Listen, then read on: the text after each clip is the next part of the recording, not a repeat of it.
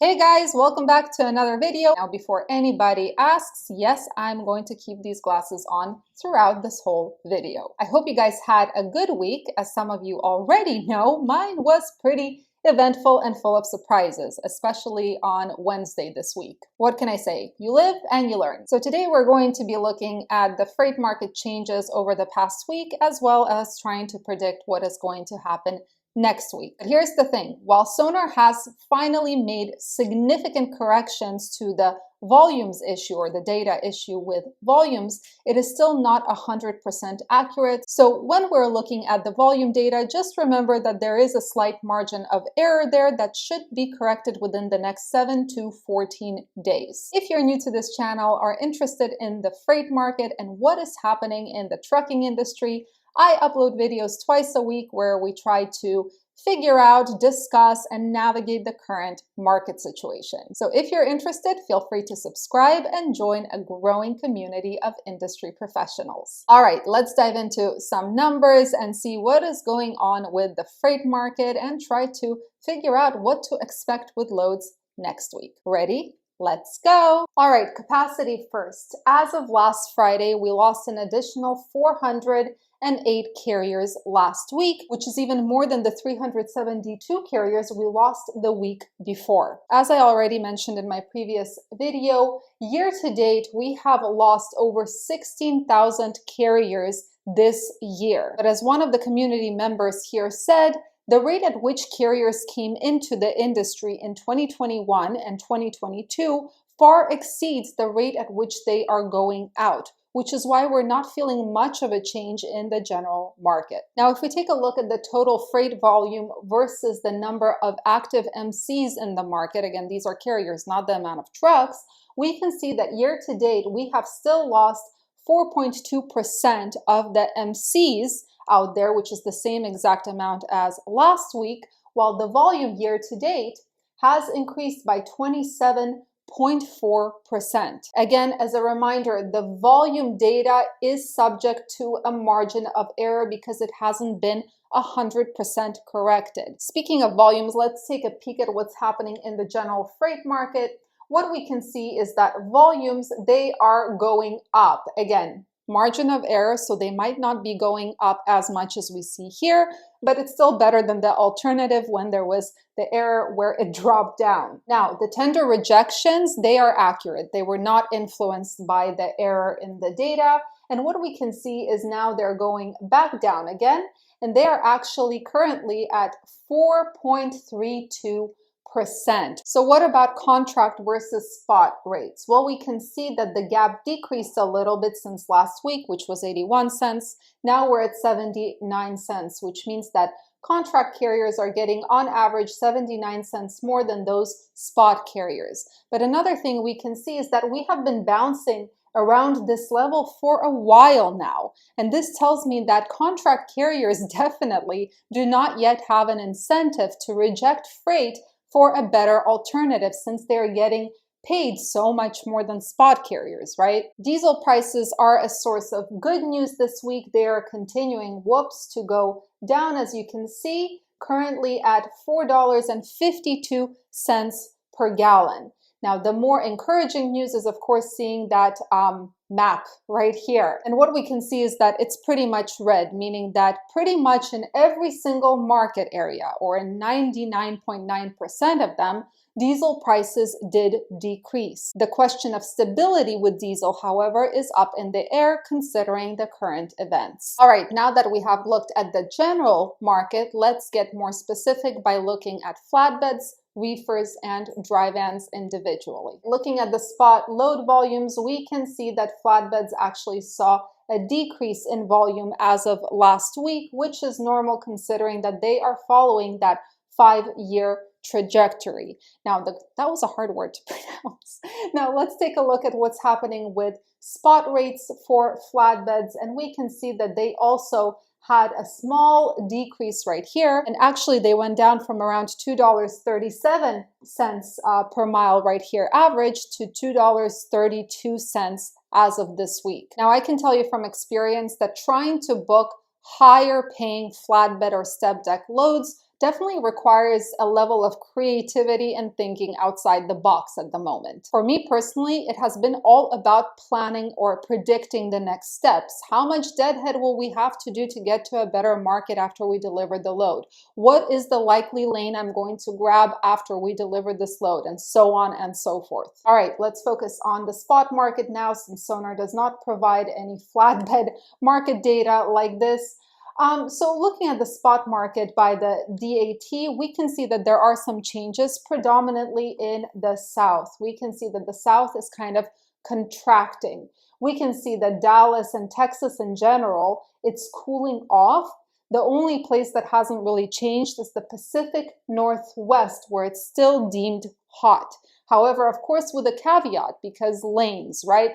If you end up in one of these markets, you have to understand that the good paying lanes will take you to most likely a dead market area. So think outside the box, folks. Now, reefers. For reefers, in terms of spot volume, we can see that there was a slight miniature decrease, but you know what? It does follow that 5-year average pattern right here, and we can expect volumes to continue decreasing until the end of October for reefers. In November, they do start increasing usually right here, and this is because this is when the holiday season begins. In terms of reefer spot rates, we can see that there was another minuscule decrease right here following that 5-year pattern. Let me make it a little bit smaller here.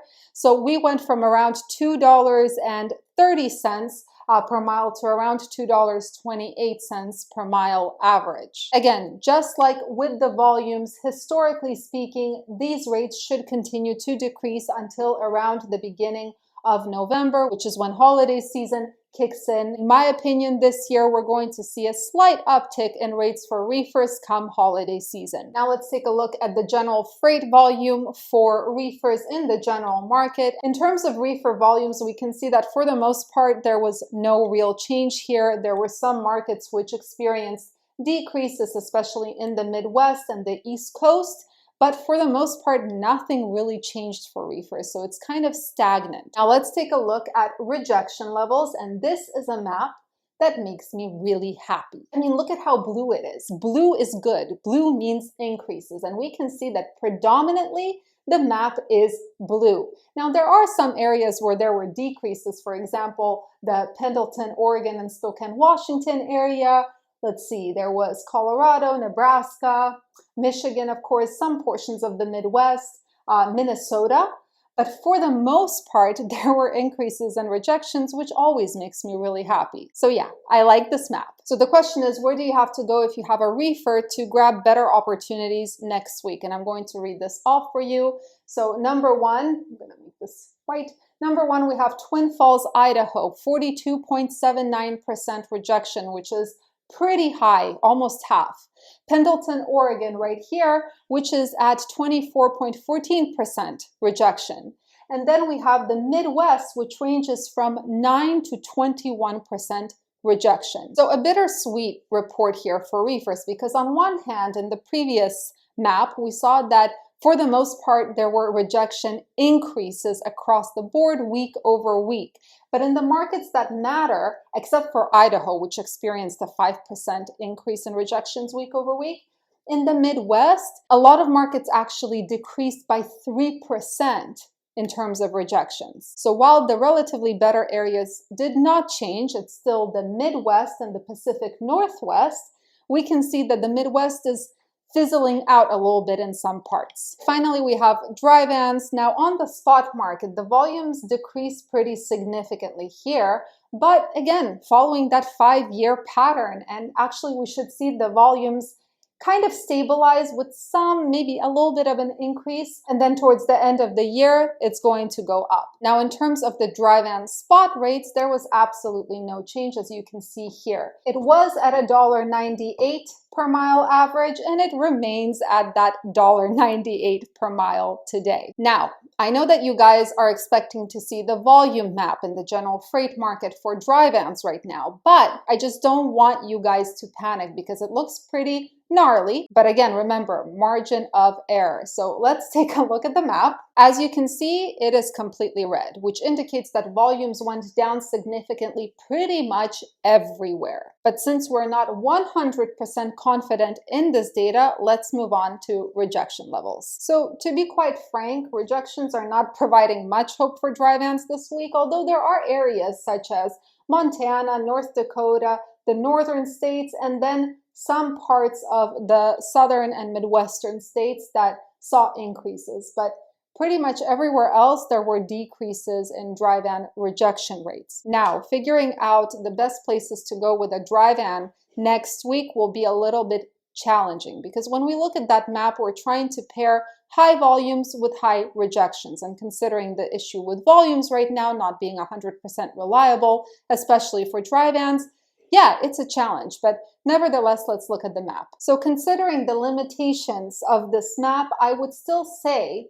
that the Midwestern areas are the best for dry vans at the moment relative to the rest of the market, especially those that surround Illinois right here. So places like Iowa, Indiana, Wisconsin, maybe Missouri, but anything that surrounds Illinois is relatively better than anywhere else. I do apologize for the lack of confidence in the data, but I'm at the mercy of sonar and freight waves, and we will just have to be patient while they resolve this issue. I mean, technology is technology, right? Well, that's all I have for you guys this week. So instead of reflecting on my week or talking about more market data, I think it's time for a little pep talk. What do you say? I understand that facing challenges in your business can be physically and emotionally taxing. And if you're facing these challenges over a prolonged period of time, it can sometimes feel unbearable. You are not alone in this. We're all in this together. So here are a few things that I do to keep myself sane, and maybe these are tips that are going to help you as well. Number one, staying positive is extremely important, but also extremely difficult when the circumstances are not right. I'm not saying that you have to become this oblivious idiot with a smile on your face. Absolutely not. I'm talking about maintaining hope regardless of the circumstances. Why? Because the moment you give into that negativity is the moment that you're more likely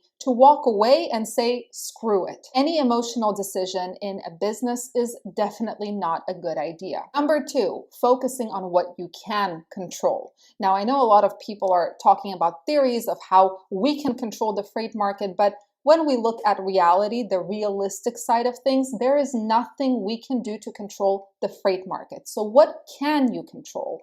Well, you can control your expenses. You can control what kind of loads you decide to book. And of course, you can control your reputation. So focus on that instead of things that are out of your control. Number three, revisit your why.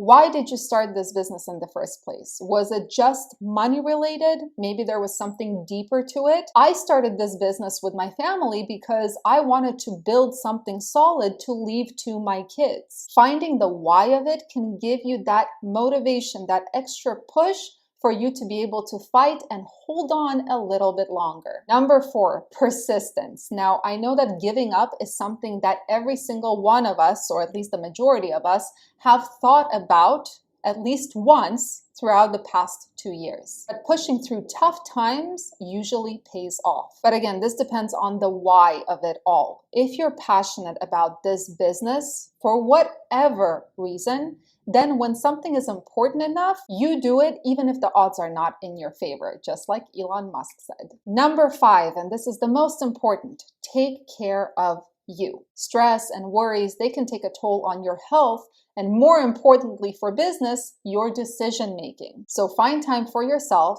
Make time for things you want to do, not only for the things that you have to do. Anyway, guys, I hope this video was helpful. Thank you so much for watching. Wishing you all an amazing rest of your week and weekend, and I'll see you in the next video.